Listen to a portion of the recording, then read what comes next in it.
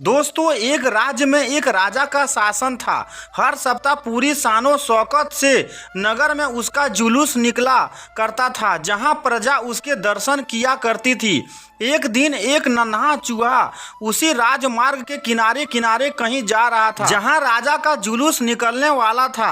वह चूहा था तो छोटा सा, मगर उसका घमंड बहुत बड़ा था और वह खुद को सर्वश्रेष्ठ और महान समझता था। कुछ देर बाद राजमार्ग से राजा का भाव जुलूस निकला, जिसे देखने लोगों की भीड़ लगने लगी। राजा अपने पूरे दल बल के साथ था। उसके सैनिक उसे घेरे हुए थे।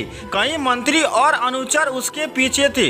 वह एक विशाल शाही हाथी पर सवार था। हाथी शाही था, इसलिए उसे भव्यता से सजाया गया था और उसकी शान भी देखते बनते थी। जुलूस में हाथी के साथ एक शाही बिल्ली और एक कुत्ता भी थे। राजा का जुलूस देखने को उमड़ी भीड़ राजा के साथ साथ उसके शाही हाथी की भी प्रशंसा कर रही थी। यह सुनकर घमंडी चूहे को बहुत बुरा लगा।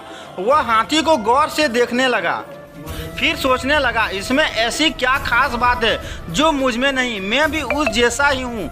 मेरे पास भी 2 आँखें, 2 कान, 1 नाक और 4 पैर हैं।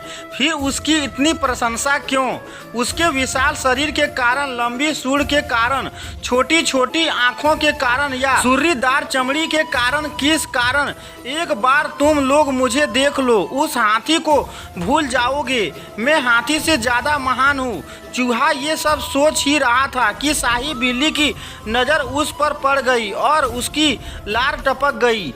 जुलूस छोड़ वह उसकी ओर लपकी।